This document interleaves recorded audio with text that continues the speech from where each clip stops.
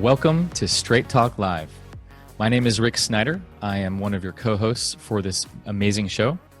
I am the CEO of Invisible Edge, the author of Decisive Intuition, and proud co-host and co-creator of Straight Talk Live with my compatriot and partner in crime, Af Malhotra. Af, would you say a little bit about you and what has you excited about this show in particular? Thank you, Rick. Once again, we're here again and very excited about the guest we have today, of course. And just before the show started, I was explaining to Darcy that I've taken time out to study her past and absolutely fascinated by the incredible leadership lessons and personal experiences that she's been through. So excited about the show. So, you guys know me. I'm a co-host of the show, and as Rick always puts it, we've got this chutzpah masala effect that seems to be working really well. My background, as you know, I'm the co-founder of Growth Enabler, a disruptive AI-driven insights business, and for many years have been in the research business and invested in a whole bunch of companies that I feel passionate about. And today, excited to be on the show, and let's crack on and kick off because there's loads to discuss. Okay. So I am also very excited for the show specifically, and our guest we're about to introduce in a moment here, Darcy Winslow, and we're going to be tackling this topic around systems thinking, how we lost the plot, and how we'll find our way back home. It's a big topic, and maybe some of you are very familiar with systems thinking. Maybe some of you, this is the first time hearing this. So we're going to go deep into what is systems thinking. How is it a different way to approach a problem where you're not just looking at the exact issue on the surface or the topical problem, but realizing there's a whole ecosystem you have to pay attention to and all the interconnections. And I think that's never been more clear than right now with the whole COVID pandemic, civil unrest, social injustice. We're seeing that issues are systemic. They're generational. They're even epigenetic in our DNA coding. It's not like it just happens in 2020 and it's a one-off. Very few things are a one-off is what I'm realizing. And so this is really about looking at the underbelly of how do we even tackle problems from a deeper perspective, a more integral perspective in that way too, and really get at the source of the issue so that we can find a real solution. So without further ado, I want to introduce our special guest, Darcy Winslow. Darcy is the president and founder and faculty of the Academy for Systems Change. And she worked at Nike Inc. for over 20 years, holding numerous senior management positions within the business and the Nike Foundation, including creating the Sustainable Business Strategies Division in 1999. And she was senior advisor to the Nike Foundation as general manager for Nike's global women's footwear, apparel, and equipment business. Darcy, welcome to Straight Talk Live. Thank you, Rick. Thank you, Af. So where I like to kick off, Darcy, is, I interviewed you for my book, and it was one of the most amazing stories. So people, please check it out at chapter 8, if you're curious. But your story around back in the day at Nike, you had to really move through adversity and challenge the ceiling that was there at the time around, the male-dominated environment around how you relate to shoes and customers and stores and purchase decisions, and how it was very male-oriented. There really wasn't breathing space for the women's experience. And you were one of the very pioneers that changed the whole landscape. And so I would love to hear more about that, just any story, because a lot of people listening are facing adversity right now in many different ways and are realizing transformation is not always glamorous and it's not always sexy. And sometimes it brings us to our knees, and sometimes it shows us our battle scars, and that we have to find that next gear of grit and determination and courage. So I want to kick it off to you. What can you share about one of your own stories where you've had to find that deeper gear and something kept you moving forward in that way? Well, thank you, Rick. The first thing that comes to mind is a few years ago, I was asked what my life's mantra was in 3 words. And it took me about 10 minutes to figure out what that was. And it was challenge status quo. And I think that is how I've lived my life. And as you mentioned, the women's business at Nike, I started at Nike as a biomechanical researcher. And I remember when I first came in, I noticed, we're doing all the tests on men. And, why not women? Women are athletes as well. And just, beginning to not ask the question, but pose the obvious fact that women are not small men, girls are not small boys, we're fundamentally different. And so that just started a long progression of really asking why we did what we did at the time, challenging status quo. And over the years, it led to, the idea that we had to change the game for women athletes, women's fitness. And so we implemented a completely new offensive strategy that caused pretty significant change, not just within the industry, within Nike, but also we had to challenge how all of our retailers did their business. And so I think one of the themes, that runs through that story, and also the beginnings of integrating sustainability into our business, into our product, into the heart of what Nike does back in the late 90s, it is having a clear vision, a clear goal, but not necessarily all the answers of how you're going to get from A to B. And to really, like I said earlier, invite people into this, to help them see what that vision is. People don't change from their current state until they can also envision what a new potential future is. And so bringing that to life for them. I'll say one more thing. One of the other things that we truly believe in around awareness-based systems change, all change starts with self, and understanding how we individually influence and impact the systems that we live and work in. It seems so relevant right now, of looking at all of our ways that we might have unconscious bias, things that are getting in the way of how we're impacting something, the observer effect, that just even me observing something is going to change that thing, that phenomenon. And all the ways that we're conscious and not conscious of that is powerful. Could you just say a little bit about systems thinking? Like, how do you define systems thinking, and what's the opposite of that? Like, where is systems thinking evolving from, in your opinion?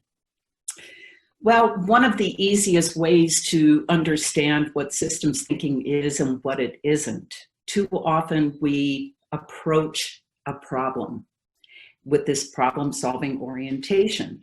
And what that forces us to do is to silo the different issues, to take a reductionist approach to solve that one problem. And systems thinking is really the opposite. It's envisioning what is that future we want to create. It's a creative orientation, and to be able to step back and see all the parts and how they're connected. It sounds very easy, but it really takes time. And part of that work is engaging all the various voices in the system to get their perspective, so that you can begin to see. And, it's an empathic way of being as well, to see the system from others' perspective as well. And then to look for the leverage points of how you can begin to affect the change. And I think another way to think about it is not thinking systemically is much more linear thinking. And the time horizon is often different as well. So those are different ways to think about systems thinking.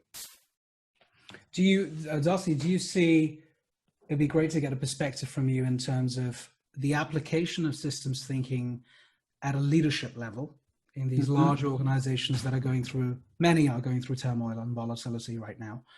And let's bring it also down into everyday life. And the scenario I will pose, because it's a thread through the Straight Talk.live sessions, is employment, or God forbid, unemployment. So could you touch on how systems thinking could work at leadership level, and then of course down to someone at home thinking about employment, or thinking about the next job, or thinking about what COVID would do to them the catastrophic implications of COVID in their personal lives. So can it be, more importantly, will it be relevant to those two scenarios? And if so, how? Well, that's a big question. I think if we step back and we look at what's happening around climate change and the impacts that we're seeing everywhere today, and then COVID, the emergence of that, and now the social upheaval, all three of those are connected. They are absolutely interconnected. And I think what this has, at least in my mind, there was a great book written in 2011 by Paul Gilding, The Great Disruption. And he spoke about the Great Disruption through the lens of the climate crisis. But we've known about climate change, global warming for decades. But we see it as this slow moving train, and people really aren't paying much attention to it. And I'm generalizing. And then along comes COVID, and in a heartbeat, the world wakes up. And we are experiencing a great disruption right now, not dissimilar to what Paul writes about in the book. And so, not to go deeply into the book, but the last third of the book really talks about, as we emerge from this great disruption, what's possible? What do we let go of that no longer serves us? It's that attachment, detachment. It's holding on to what we know because that's less scary than the unknown. And how do we move into that creative orientation? What is it we want to create? One of the examples he uses, which I just love, that also speaks to the social injustice, the inequity right now, is as we come out of this great disruption, what if everybody worked half of what they currently do? Yeah. It creates less income to buy less stuff, which is part of the problem, and that more jobs could be created and create a more equitable, way to live and thrive for everyone, not just some. So all of these things are connected. And, one of the questions, what do I wrestle with right now? It's coming up with these examples of what needs to change, what do we have control over, what do we have influence over, and where do we impact the systems around us.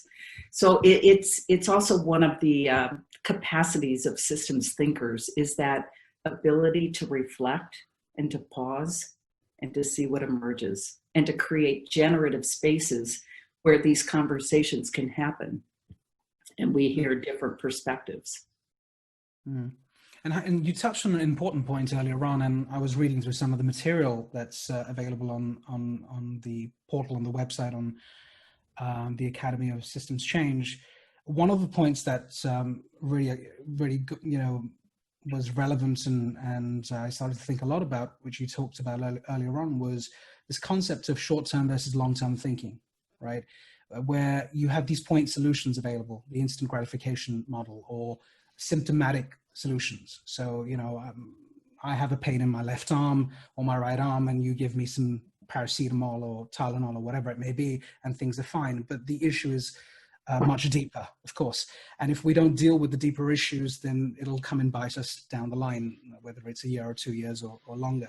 And I guess COVID is the end sort of result of a combination of many, many small things that have happened over a period of time that we haven't actually looked at in an interconnected way, which I guess what systems thinking is really all about.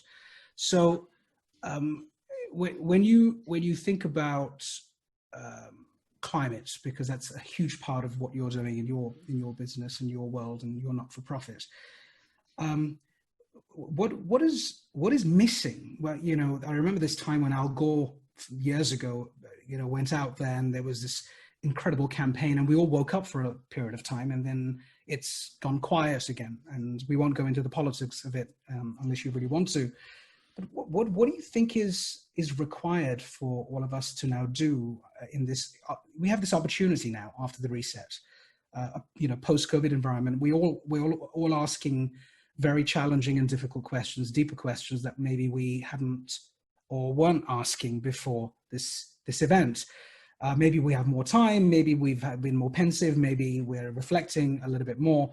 Heck, we started Straight Talk.live because of COVID, because we had the time to think. And as you put it, the 50,000 foot view of, right, I see what's going on in this world. We've got to do something about it, and we've got to influence the influencers if we can. What guidance or advice would you give, or what is your viewpoint on what we can do as a collective and a community? And I don't just mean, this is not about the intellectuals. This is not about the leaders of yesterday or the leaders of tomorrow. This is about all of us. What should we do as a collective, as humanity goes, to adopt systems thinking in our lives, because it's so powerful, but I don't think it's well understood. Yeah, well, a lot of things come to mind. I think, first of all, if we think about an iceberg, and you all probably know this, at the tip of the iceberg, which is only 9% of what we can actually see, those are the events. And I think, especially in the recent past, we've gotten into, okay, there's a new event every day. Look over here, look over here, look over here. And our focus is, it dissolves. And I think that's one of the challenges that we've been in, that we don't take that time to unpack and really think into what are the root causes, what are the structural aspects of the systems that we're living in that are holding these patterns of behavior, these beliefs in place. Yeah. And I was in an email conversation with John Sturman at MIT, who's a climate scientist there, right after our current president was elected. And he was talking about the 4 potential scenarios of what would happen with the agreements that had just been made in the Paris climate talks.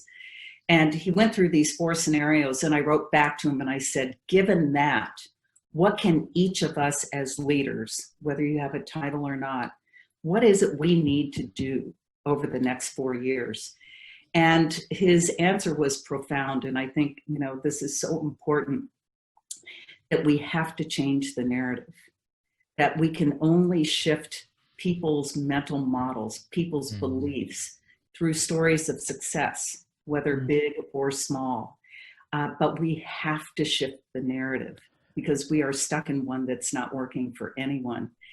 And I want to just reference another example of, where do you start? Where do you intervene in these generational complex challenges?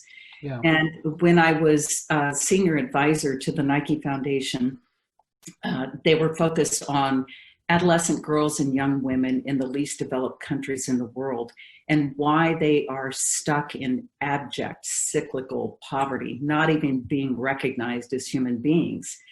And through the research that our research partners did, what we found were there were times during a girl's life where they literally fall out of the system because they're required to gather water, gather firewood, get married off at the age of 7. And we found that there was a lot of money being thrown at investing in their education, and that would be the silver bullet.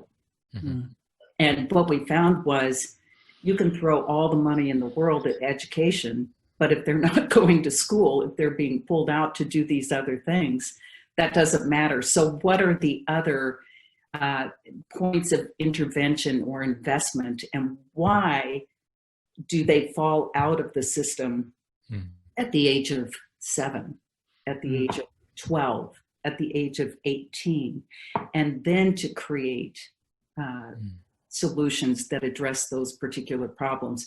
But you really have to step back and say, it's not just education. There are so many more issues. I like what you just said there about we need a new narrative, and that a part of the problem is our narratives are a lot of them are outdated. They don't really serve the moment and our current awareness on this planet and our relationships. You're having me think about, in a couple of weeks, we're having a guest come on, Charles Eisenstein, who talks a lot about how a lot of our story and narrative is based on separateness. That's right. That we feel like we're not actually connected to the environment. A lot of people feel that way. We're separate. We're somehow different. That way we can extract from and have a different relationship to the environment versus really be in harmony and synergy, as an example. And so you're having me think about, like, what would it take to get more connected as part of the system? Because I think a lot of the problem is we don't think we're part of the system. We think of ourselves as separate. Do you have a sense of what can shift that from your work that you've seen with organizations and governments and the many multitudes of people you've worked with in that regard?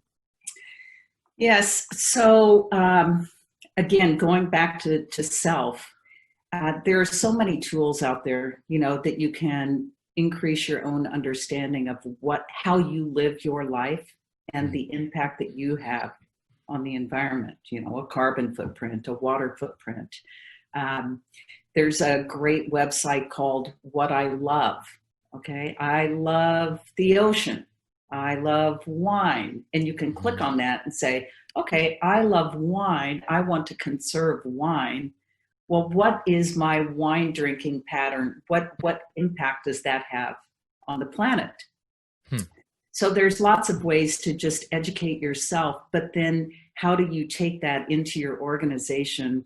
And that was certainly, the work that I started, again, around sustainability back in the late 90s, is asking the question, and this was actually asked of me, do you really know what's in your shoes?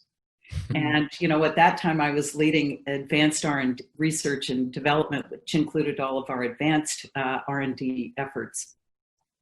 And we brought together, a group of the leaders. And, when that question was asked, do you know what's in your shoes? We said, well, of course we do.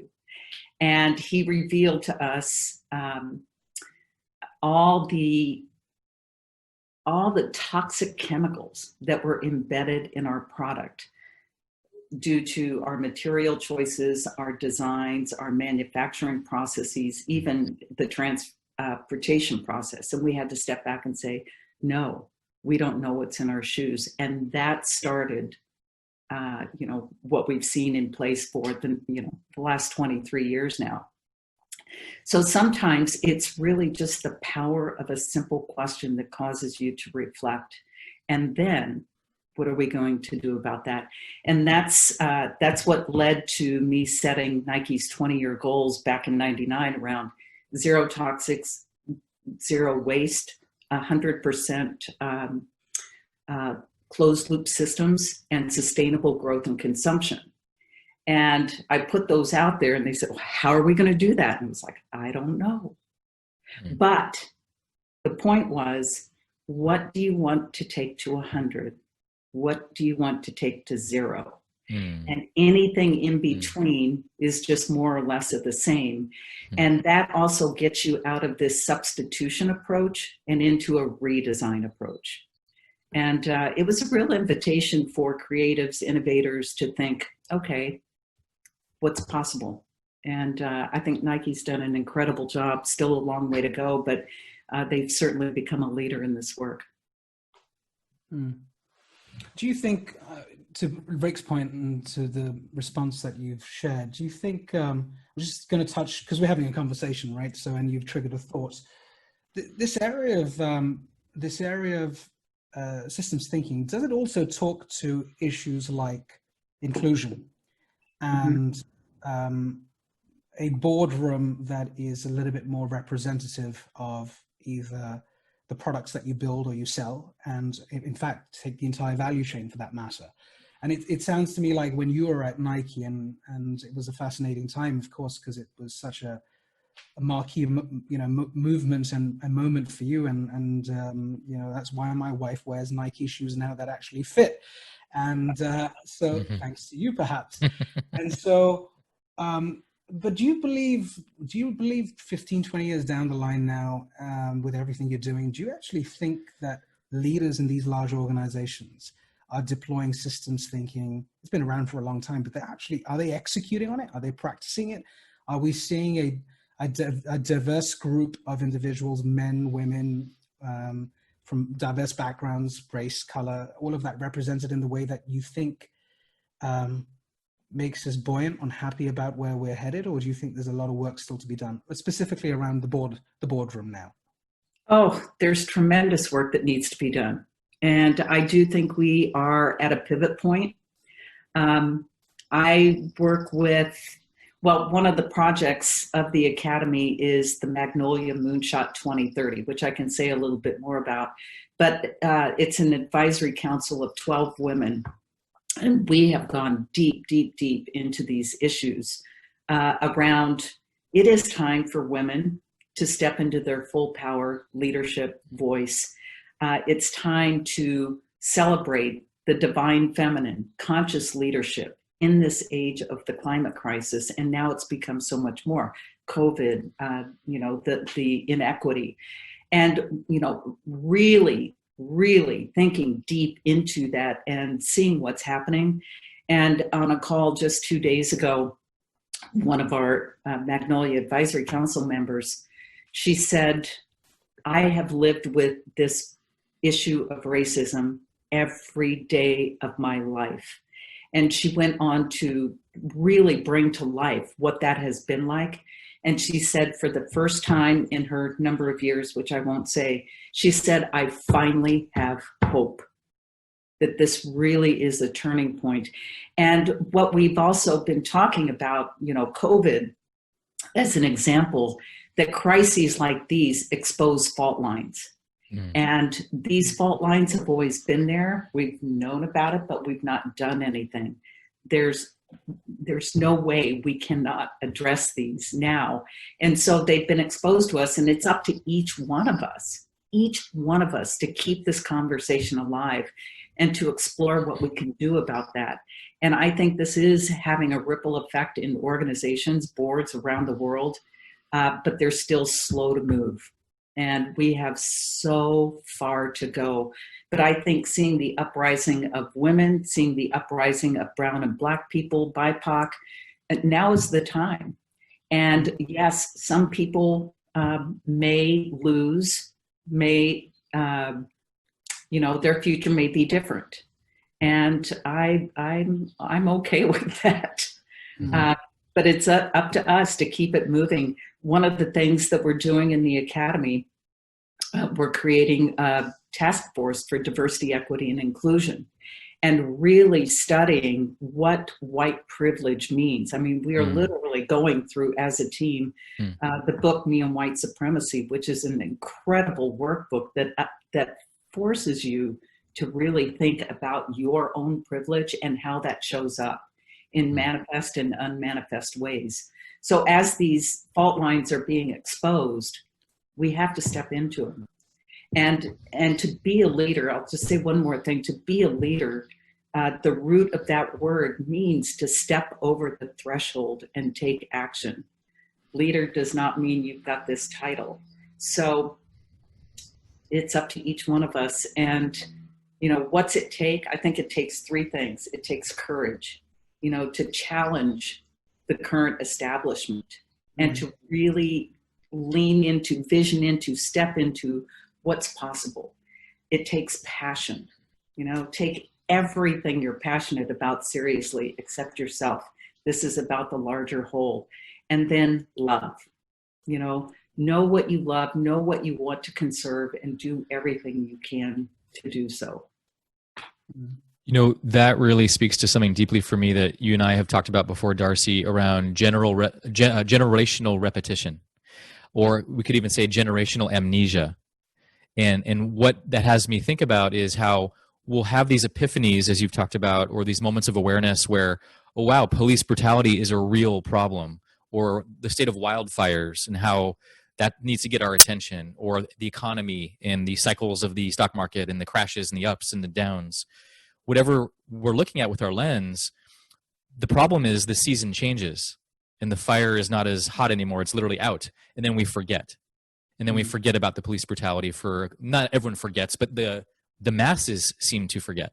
Yeah. And so what needs to happen differently? You were giving some good examples now about how do we actually lean in to those fault lines? How do we get to know those fault lines in ourselves and in our society? Anything else you can say about how do we prevent generational amnesia moving forward? because I really do feel like it just feels different. Intuitively, we're not going back. And I feel that. And everyone I'm talking to in these worlds they agree, like, we're not going back to the same economy. We're not going back to the same race relations and unconscious bias like we've had before. There's something in women leadership and the rising of the feminine. There's something different that people can feel on a more collective level. I'd love for you to speak to that. Yeah, I want to honor the person, excuse me, who brought this concept of generational repetition to me. He's a young leader at the World Economic Forum, and he's from Somalia, and he has been doing work with young change leaders around the world. Excuse me, and he talked about generational repetition, and he sees it in working with young people. They get this epiphany, and then they don't look to what happened in the past, and they continue what he called this puritanical style of activism. And that we fundamentally have to look at a different way forward and engagement. And I think, with COVID, I think it's fundamentally going to change how we interact in the world, which brings other changes in behavior, the economy. And let me go back. So with the current unrest, questioning the police department, do we need to shift? Do we need to defund just a little bit? Do we need to invest? That's the more of the same. And I think some of the questions that are being asked, what if we completely shut down the police department? That's a 0 or 100% question. So if we did that, then what? What if we had peace officers, not police officers? Fundamentally shift how we're looking at this. One of the questions I always ask about the economy and why we're stuck in this grow, and that's the only model. What if we took away the Wall Streets of the world? What behavior would then change? What would a new measure of growth and success look like? So these are some of the structural aspects that are in place that hold us in the patterns that we're in. And those are the ones that I think we have to really question. It's also a painful time. I mean, when you talk about resets and change, and you talk about what was the term, generational repetition? You said generational repetition. Yeah. I wonder if, because at least I'm here in London, of course, and COVID has had its own sort of impact here. But through conversation with a lot of people, I'm starting to realize 2020 is going to be a year filled with, yes, of course, the pandemic, but of course the trauma that comes out of the pandemic. People have lost a lot of loved ones, close people. They haven't been able to mourn. They haven't been able to go for funerals. There's no real closure. Things are being done on video calls and so on and so forth, especially things that require physical contact. You need the embrace. You need to hug someone. You need to feel like someone's sharing your pain or your sorrow. And there are numerous cases that I've heard of people one network away from me who are going through this pain. They've lost an aunt, they've lost a grandmother or grandfather or someone along those lines. So do you believe that the aggregation of so much trauma in a concentrated period of time, and this has happened before, of course, in civilization, and humanity has suffered, losses have happened, and whether it's ethnic cleansing or a genocide or whatever it may be, do you think this compressed trauma in 3 months, 4 months, is it going to be a trigger for what we've just described? Because, and you said your colleague earlier on was hopeful. That was the first time ever she was hopeful that something good's going to happen. We don't know what that is. Is it intuitive? Is it instinctive? Is it just a combination of other things? But do you believe this collective compressed amount of trauma is going to be the trigger? Is that going to be the trigger? Because people are going to say, right, I think, growth? I run my own business, and I'm starting to question whether 5 years ago when I built up a business coming out of the corporate, I was on a mission to make a difference and so on. I was just thinking about this over the last 3 months. I don't know if I want the same growth anymore. I don't know what it's doing. Why am I doing it in the first place? Why are we hiring all these people again and again and again? And where is it going to end up? More technology, more AI to do what? And, you know, the old school thought was become really rich and then take all the money and help other people. Well, why do you have to become rich to help other people? Why can't you do it now? And I don't know what you think about that. I mean, there's no answer to the question, but a perspective would be really valuable. And both Rick and Darcy appreciate what you guys think here. It'd be good to hear. Well, to go back to the beginning of that, yes, I lost two very close family members in March, and I've not been able to go back to Indiana to celebrate their life, to be with family.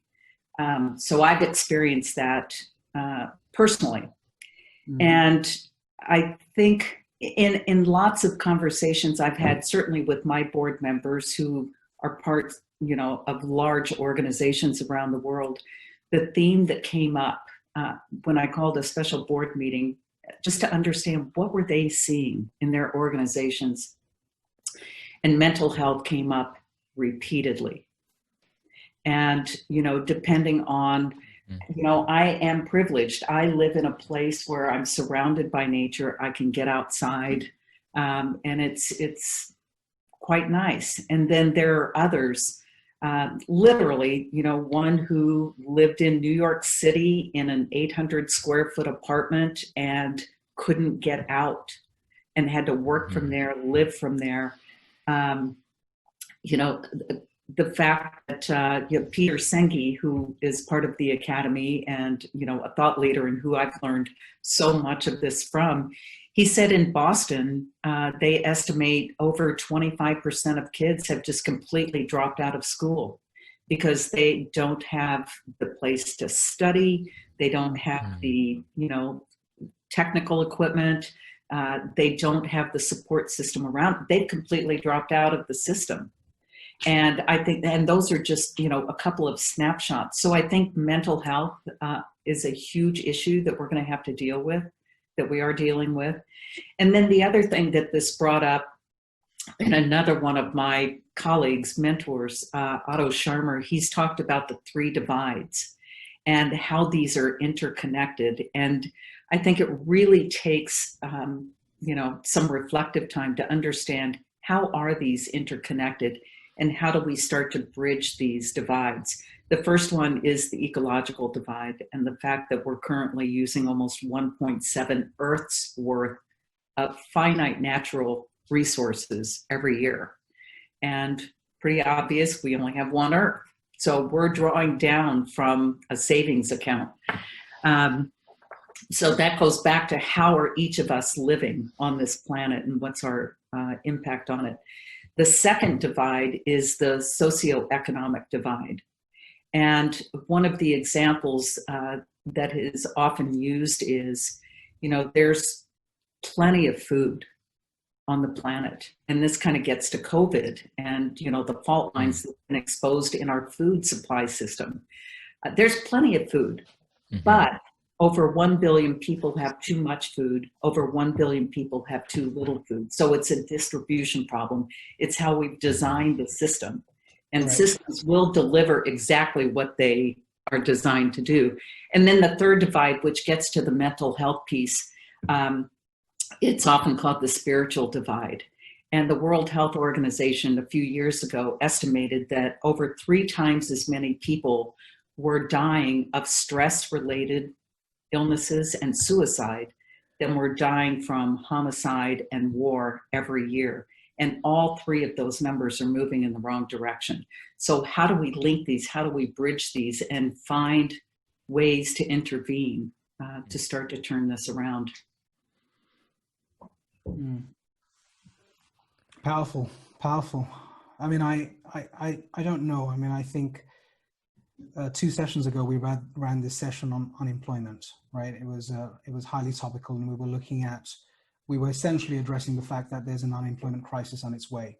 And this was what, 3 weeks ago, right? 4 weeks ago. And we had some great participants in the call. And one of the things at MIT, you talked about a lot of great examples there. One of the things MIT's talked about is 4 skills that we need to be thinking about and to survive the unemployment crisis and maybe thrive down the line. And it's funny because the first one talks to what you've been talking about over the last 45 minutes, which is systems thinking. And what they're basically saying is that you've got to, they position it in a similar way. They talk about ecosystems, they talk about value chains, and they're saying, listen, whether you're an individual looking for the next job or you're a leader of a large organization, you've got to step back. You've got to look at the entire chain. You've got to understand each component of the chain in a lot of detail, even if that takes you much longer. So you've got to be a little bit more patient and truly understand the implications of a lot of these things that we've not really had to think about over the last decade or so. You know, we haven't had to think about ecological benefits. We've not thought about ESG and climate change in the same way. CSR came recently, and so it was firstly marketed as, oh, we should do CSR, it's a good thing to do. But now people truly understand why one should do it, much more than ever before. Diversity, inclusion, we've been sort of marketing these concepts. We haven't really understood what it really means to have it in the system and take it out of the system. You know, it's one of those sort of, the balance hasn't really been fully understood. And I think what you're saying really is that maybe this is a very important time for us to accentuate, amplify, promote the systems thinking concept and start living it. It's not just about the intellectual debate and reading good books. We can do that, of course. That's right. You know, but we've got to crack on with it. Lead by doing, I think is what I'm hearing here based on the entire sort of experience that you've shared. And I think, you know, what I take away from this conversation, and Rick, please see what questions have come in. What I'm taking away is that when we close the laptop and we walk away from this, it's not just another 60 minutes of an interesting discussion. We've got to ask ourselves some very important questions. Am I truly ready for World 2.0? Am I truly getting myself ready for this new reality based on a lot of what you've shared, Darcy, with your institution as well? And one of my questions is, how do we get involved in this movement? Not everyone has the network or the wherewithal or the connections. So how should we get involved in the movement that you've created or others are creating? What do you suggest? I would say first start educating yourself. You know, there was a great paper written by Peter Senge and a few others several years ago called Communities of Leaders or No Leadership at All. And too often we wait for the executive leaders, the leaders with the title, to mandate something. And what they espouse in this paper, and I've seen it, I've lived it, it's the network leaders. Those who are within organizations or communities that have a reputation, that have influence to engage others. And again, it goes back to one of the qualities of a systems thinker or a gateway or a capacity, however you want to look at it, is to be able to create the space to have these reflective, generative conversations. So much starts from there. So, you know, taking that step into it and just start asking the question, you know, what can we change? What can we influence? And just a quick story, back in 2009, I had my first opportunity to go on a climate change expedition to the Antarctic. And it was led by Robert Swan, who's, I believe, the only person in the history of mankind to have walked to both the North and South Pole unaided. So he was our expedition leader. And we took about 50 young, emerging, you know, either graduate or PhD students that had applied for these 50 slots from around the world. We took them down there to have one of these conversations in the place that's often considered one of the most important parts of the world in terms of climate. And so, to make a long story short, it was a profound experience, and I was there as as the sustainability kind of expert or leader. And the mandate coming back from Robert was not everybody can nor should go to the Antarctic. So by virtue of you being here, you return back to the real world with a huge responsibility to tell this story and to engage people. So I came back and I got about 50 friends and family together, and, you know, I did a slideshow and just talked about my experience. And at the end of it, there was just dead silence. And I thought, oh, I've put everybody to sleep. But then this one woman raised her hand. She said, oh my gosh, what can I do? And so I stepped back and I really thought about what are the 10 lessons that I've learned over my years of being a practitioner in complex adaptive challenges. And the last one is check your ego at the door. You can't own this, but you play a part in it. So how do you engage? The other thing is tell the truth. We have to tell the truth.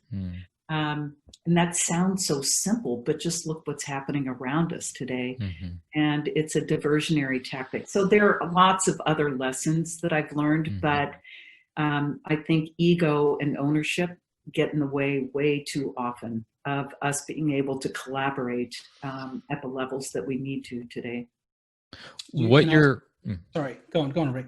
I was just going to say, what you're really having me think about is a huge takeaway from today.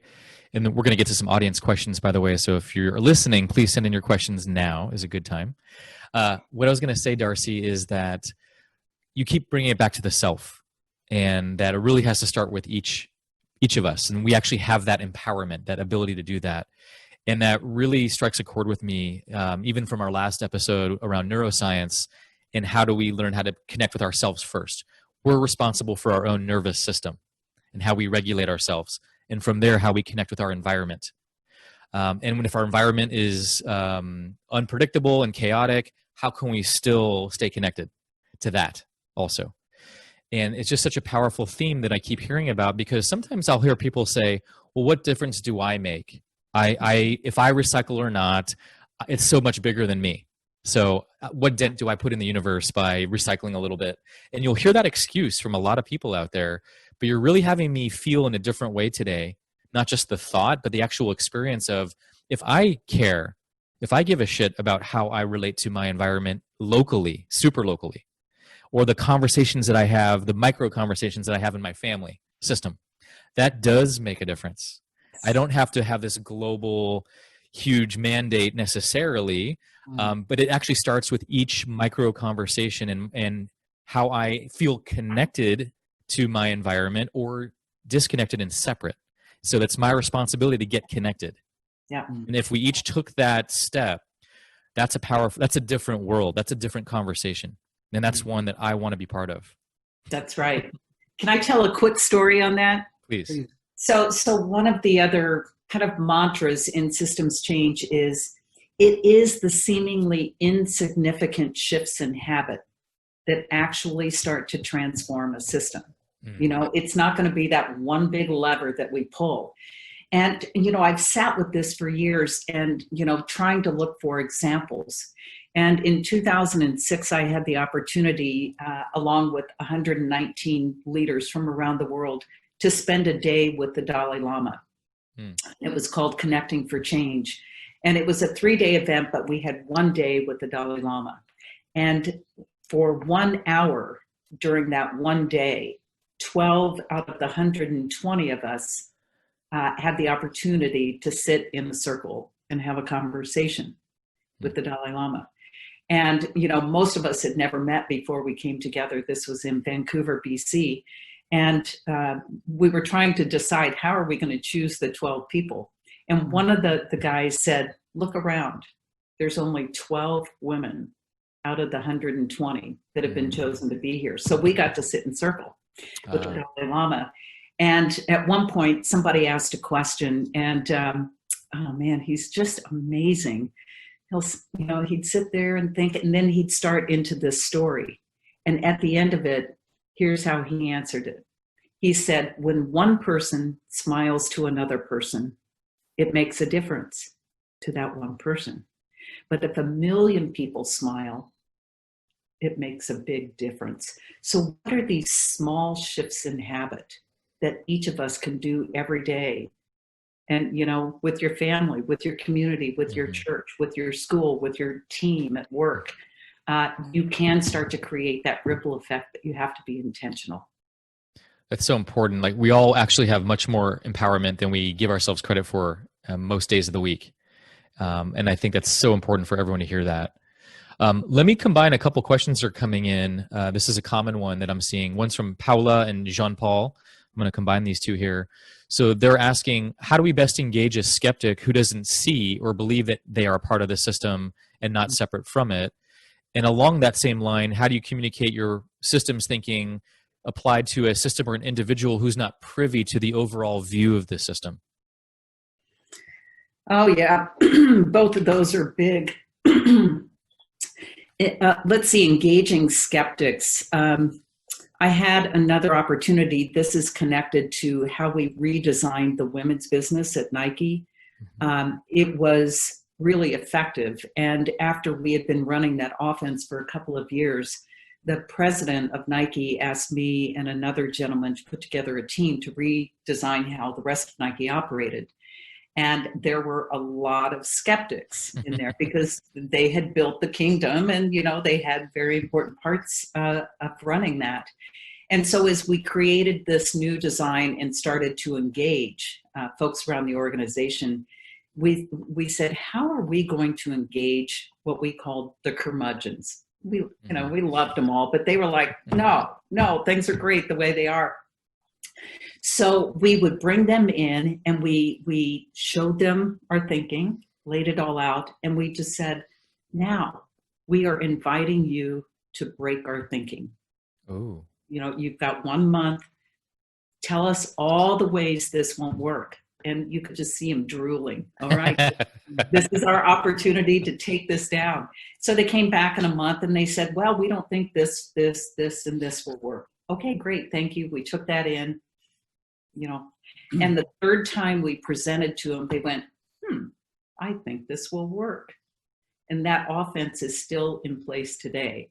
So how do you engage skeptics? Start with where they are. Mm-hmm. I had one of my managers ask me once, he said, I'm 49% for this and 51% against. What? And so I said, okay, so what do you need to see? And so he told me, well, I want to see this, this, and this. So I went back and did the, work and presented, and ultimately he became a champion. So it's that old lesson of when you meet force with force, it doesn't work out well. Right. So work with that energy, Yeah. What do you need to see? That's great. Where they are. That's great. And for someone who is maybe not privy to the whole system, is it really just about enrolling them in the vision and having a powerful way of doing that and getting them in the conversation and getting them finding out what's important to them as a stakeholder as well? Right, and helping them see what part of the system they are in so that they can see that they are part of a system. We also say you can't change a system until you can see it. Yeah. So helping people see how they where they have control, influence, or impact. And on the communications piece, I certainly learned this in my work around sustainability, that you have to become bilingual. You have to become a translator. You can't just use the same language for every single person. They're in a different place. They may be a creative. They may be an engineer. They may be in finance. It may be a completely new concept to them. So being that translator and being able to use the language that they can hear. It also gets to, archetypes. If you've got a ruler trying to talk to a nurturer, they have different languages. So just being aware of the culture as well. That's powerful. Yeah, I like that a lot around if you can link that person's highest values to the objectives of the mission, and that's then they can feel their aliveness and how it serves them too individually. Right. So I love these different ways of going about that. I think it's just to add to that. I think another thing you're saying is, not the right analogy, but oppress and oppressed, an oppressor and the oppressed. The delta is so wide. And I think sometimes, I guess there were some brilliant questions around how do you create change in an organization? How do you drive an ethics or an ethical program that has massive buy-in, which I think you've touched on, and I wish we had more time. But I think the point you raised, which is very important, is that sometimes the bipolarity or the kind of difference between one and the other is so massive. It's so huge. Sometimes you think, if you are the one who's trying to convince the other, you think, well, I just really can't be bothered. Surely you should be able to understand this. And I think in those situations, Darcy, just a quick one, how do you find the motivation then? How, let's say you've tried 5 times, okay, and there's no proven blueprint here, but you try 5 times, you think, this guy just doesn't get it. He's not left his ego at the door, right? What do you do in those situations? You just say, not for me, I qualify out, or do you keep trying? Yeah, well, this goes back to the network influencers. So, a very real example, when I started the work in sustainability, back when it was not a concept that was well understood, much less integrated into corporations. And I tried to start with the top. If I can get, the C-suite on board, this is really going to go. Mm-hmm. But the business was growing great. Consumers weren't asking for it. There was no business case to be made for it. There were no examples. But for 6 months, I kept banging my head against that door. Mm-hmm. And then I stepped back and asked the question, who are the heroes in the system? And Bill McDonough, who really got me on this path, he once said, design is the first signal of human intention. Well, designers, that's where all the products start at Nike.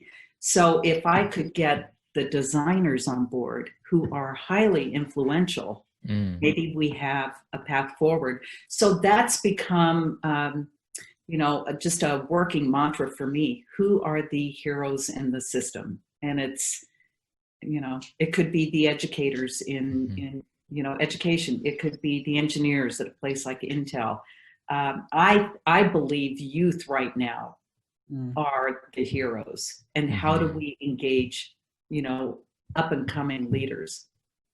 I love that. They want to be in the game right now. Mm-hmm. Yeah, I love that. That's brilliant. Yes. That's really nice example. Thank you. I got to ask you one last question from one of our audience members. It's very pertinent here. It's from Manuel.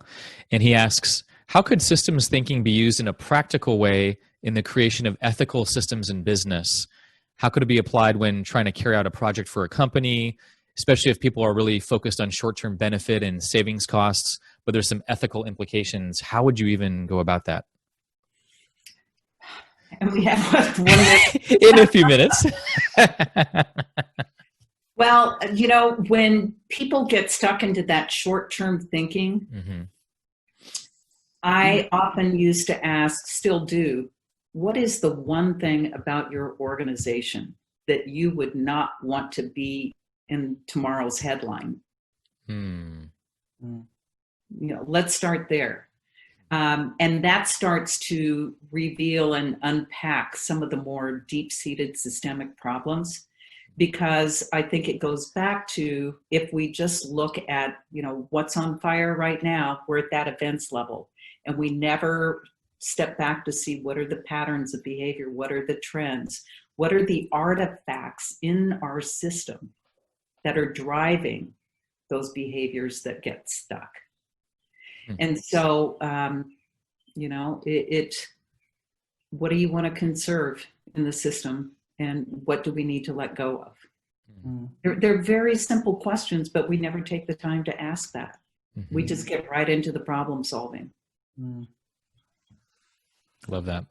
There's one last thing. I think there's a big difference between a positive vision and a negative vision.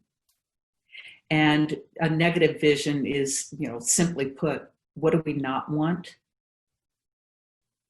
versus what do we want?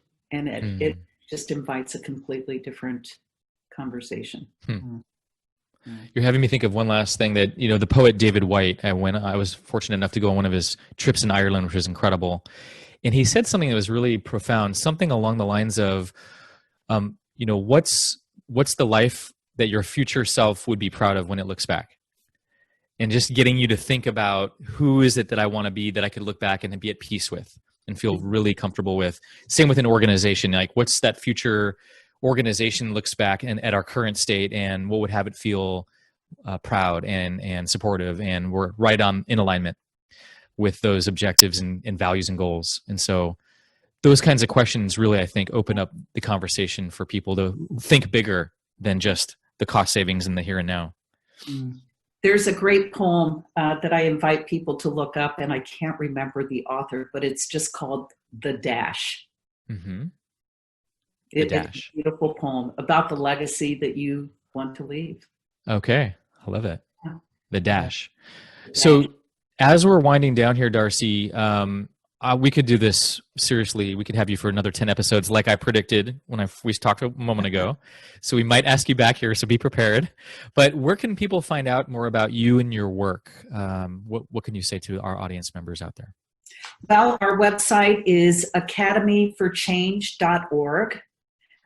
We also have 3 additional websites where if people really want to start learning and educating themselves, it's at the top of our landing page, but it's the System Leaders Field Book. So it's an online field book that just inventories and kind of categorizes into 5 kind of system leader challenges, modules, and some of the different tools and practices. So Systems Leaders Field Book, Academy Stories, where we've captured the story of large-scale systems change, very complex change.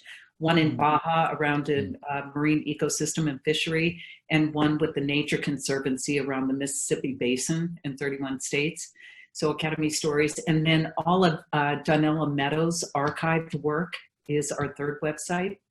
And we merged with the Donella Meadows Institute back in 2016. So Dana was also one of the earliest systems thinkers along with Peter Senge, and they were colleagues. So our rivers merged.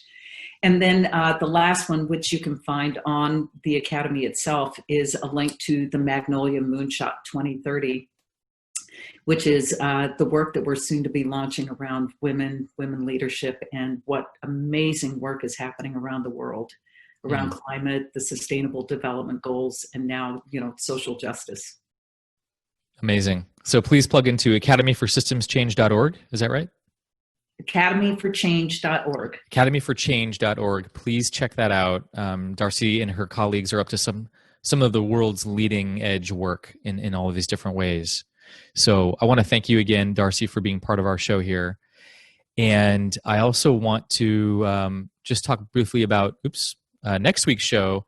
We're going to, it's actually going to be on Tuesday. Usually we meet on Thursdays, but we're going to have 2 next week. So on Tuesday, we have the honor of welcoming Dr. John DeMartini, who's literally one of the world experts in mindset, in leadership mindset, and how do you transform your greatest challenges and obstacles and move from what you think is in the way to what's on the way. And how do you make that shift? And he's incredible. So I hope you all tune in next Tuesday for that show. It's going to be amazing. And lastly, Darcy, anything you want to say to our last words to our audience members around losing the plot, but then finding our way home? Just start. Just do it. You still got the Nike in there, I see. I still have it, yes. Just do it. Don't wait. It's time. The opening is here. Brilliant. That was a nice close. That was an absolutely fabulous close. Thank you so much, Darcy. We love your energy, your wisdom, and we want you back. So thank you again. Have a wonderful day. You, everyone listening, go out there and just do it. Okay. Goodbye for now, everyone. All the best.